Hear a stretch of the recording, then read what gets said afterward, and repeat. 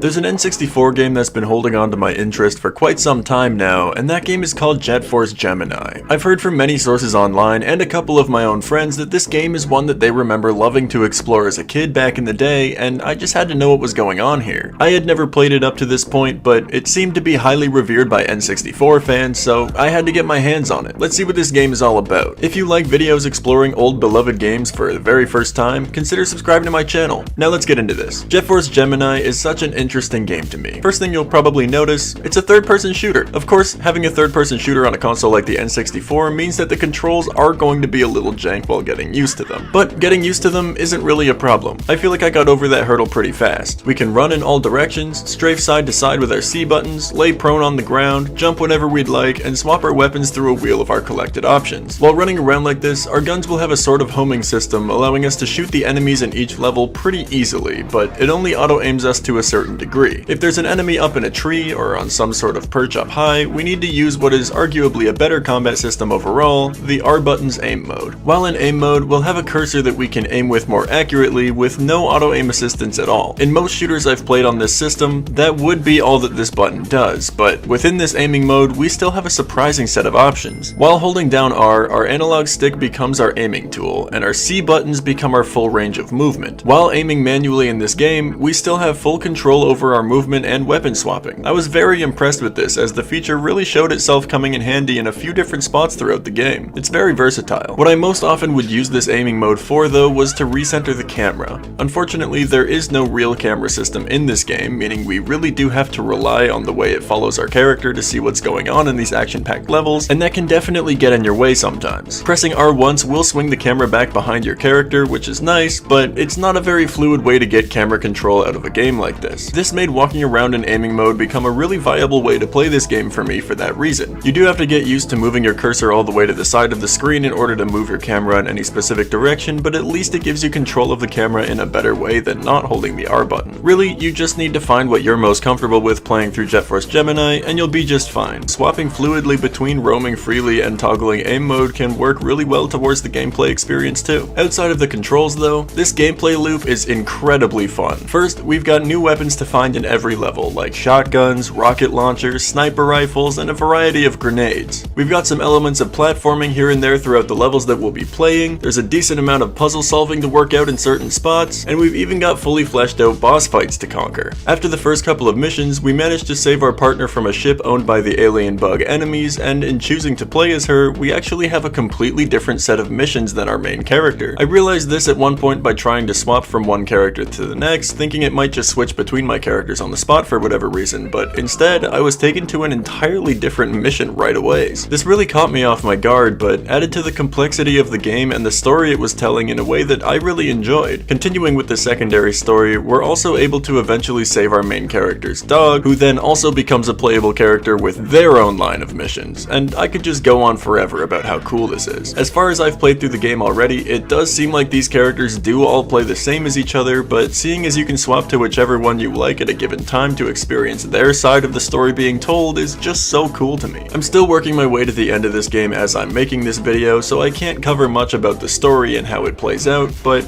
all you really need to know is that these bugs are the bad guys and they're trying to inhabit a planet they have no right to invade. If Jetforce Gemini looks interesting to you, I really do recommend you give it a shot on your own. Even if you don't have an N64 or any real feasible way to get your hands on the cartridge, it is available to play on the Nintendo Switch N64 collection if you're subscribed to Nintendo's service. I really would suggest this game to anybody that enjoys a good old archaic shooter from the late 90s, and especially if you're playing it on the Switch, you're likely going to get to experience the game in a better frame rate than I was on the N64. The frame rate never actually got in my way, as this game isn't too fast-paced, but it would still be nice to be able to experience it with fewer performance issues than the game originally released with. Anyway, that's going to be my time for this week. If you liked the video, feel free to subscribe, as I have new content like this coming out every single Friday, and if you'd really like to help me out, like the video and leave a comment down below. The algorithm really seems to like when videos get comments, so let me know what your experience has been with Jetforce Gemini down in the comment section below. If you'd like to see some of my other videos, there should be a playlist of N64 content popping up on screen any second now. As for now though, my name's Myloe,